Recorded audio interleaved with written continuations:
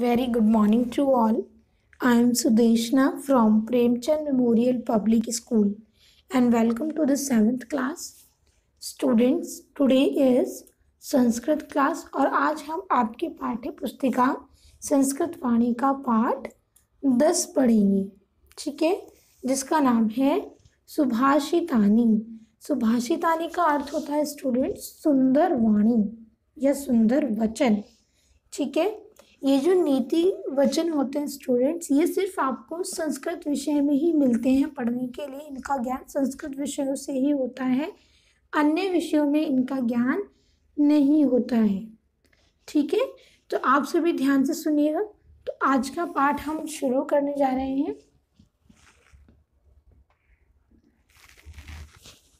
न कश्चित् कस्यचित् मित्रं न कश्चित् कस्यचित् रिपुः व्यवहारेण मित्राणि जायन्ते रिपवस्तथा।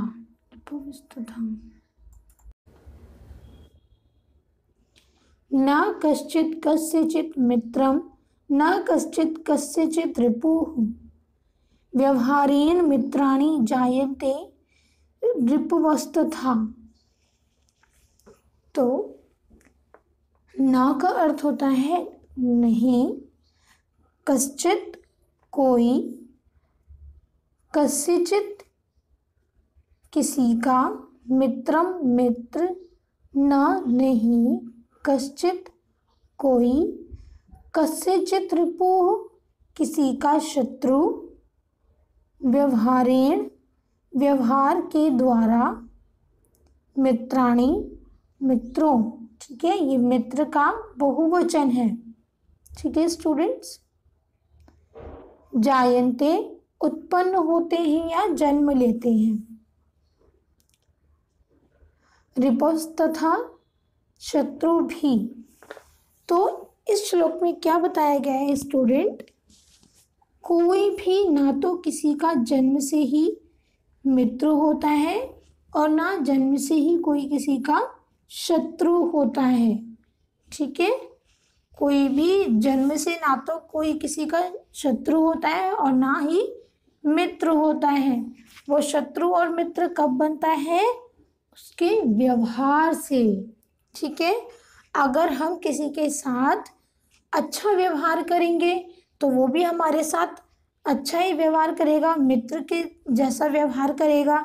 यदि हम किसी के साथ बुरा व्यवहार करेंगे तो वो भी हमारे साथ कैसा व्यवहार करेगा, शत्रु के भांति ही व्यवहार करेगा।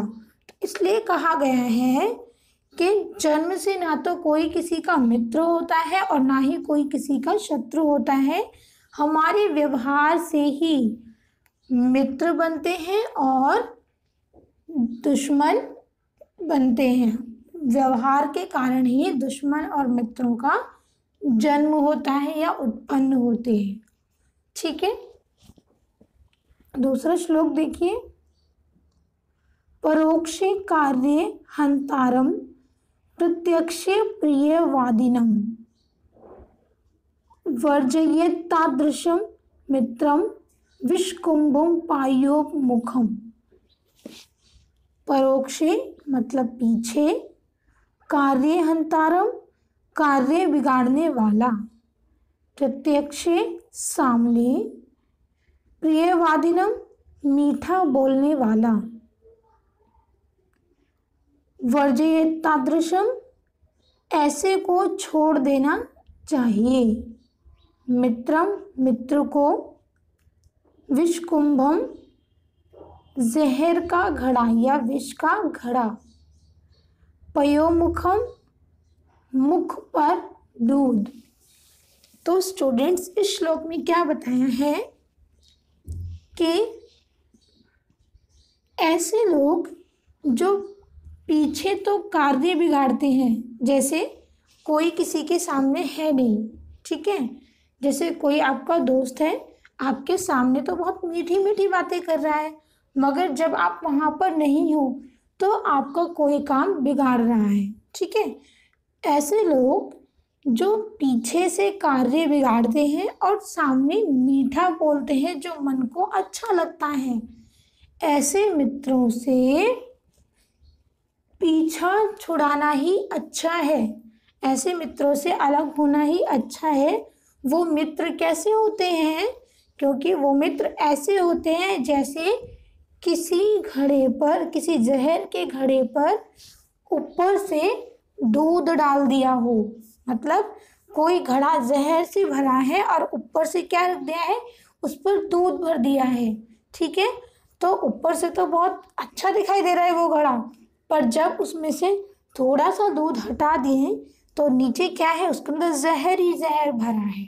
तो वो मित्र इस तरीके से होता है, जहर भरे घड़े के समान होता है, जो पीछे तो हमारे काम बिगाड़ता है और सामने बहुत मीठा बोलता है, जो हमारे मन को अच्छा लगता है। तो ऐसे मित्रों को छोड़ देना ही अच्छा होता है। ठीक है, नेक्स्ट श्लोक देखिए। षड्दोषाः पुरुषेणेह हत्वया भूतिमिच्छता निद्रा तंद्रा भयं क्रोधम आलस्यम दीर्घसूत्रता। षड्दोषाः का अर्थ है 6 दोष, पुरुषेणेह पुरुषों के द्वारा, हत्वया छोड़ देना चाहिए, भूतिमिच्छता इच्छा पूर्ण, ठीक है, निद्रा मतलब नींद, तंद्रा अर्थात नींद आने से पहले की अवस्था, भयम डर, क्रोधम गुस्सा, आलस्यम आलस, दीर्घ सूत्रता कार्य को देर से करना। ठीक है, तो इस श्लोक में बताया है कि पुरुषों के द्वारा ये 6 दोष, कौन कौन से दोष हैं? निद्रा, तंद्रा, भयम, क्रोधम, आलस्यम और दीर्घ सूत्रता। ठीक है, नींद से आने के पहले की अवस्था और डरना, किसी से डरना, बहुत ज़्यादा क्रोध करना, ठीक है, या क्रोध तो करना ही नहीं चाहिए। ठीक है स्टूडेंट्स, और आलस तो बहुत बड़ा शत्रु होता है। ठीक है, और क्या है, दीर्घ सूत्रता मतलब किसी भी कार्य को बहुत धीरे धीरे करना। ठीक है, तो कार्य को बहुत धीरे धीरे करना या देर से करना, ये क्या है, ये 6 दोष हैं जो आदमी को, जो पुरुषों के द्वारा छोड़ देने चाहिए। ठीक है, अपनी इच्छा के पूर्व ये सारे दोष पुरुषों को, आदमी को छोड़ देने चाहिए। नेक्स्ट श्लोक देखिए। अयम निजी परो वेति गणना लघु चेतसाम उदार चरितानाम तु वासुदेव कुटुंबकम। अयम का अर्थ है यह है, निज अपना, परो दूसरा, वेति या गणना गिनना, लघु चेतसाम छोटे हृदय वालों की, उदार महान या बड़े, चरिता नाम चरित्र वाले, तू उनके, वसुदेव धरती ही, कुटुंबकम पर रहने वाला प्रत्येक व्यक्ति परिवार है। तो इस श्लोक में क्या कहा गया है स्टूडेंट्स, कि यह चीज़ मेरी है, यह चीज़ आपकी है। जो अपना और तुम्हारा करते हैं, जो इसकी गणना करते रहते हैं, गिनते रहते हैं कि ये मेरा नहीं है, तुम्हारा है, ये तुम्हारा नहीं है, मेरा है, वो कैसे लोग होते हैं? वो छोटे हृदय वाले लोग होते हैं। ठीक है, जिनका दिल बहुत छोटा होता है, वही ये कार्य करते हैं, ये गणना वही करते हैं कि ये तेरा है या मेरा है, ठीक है।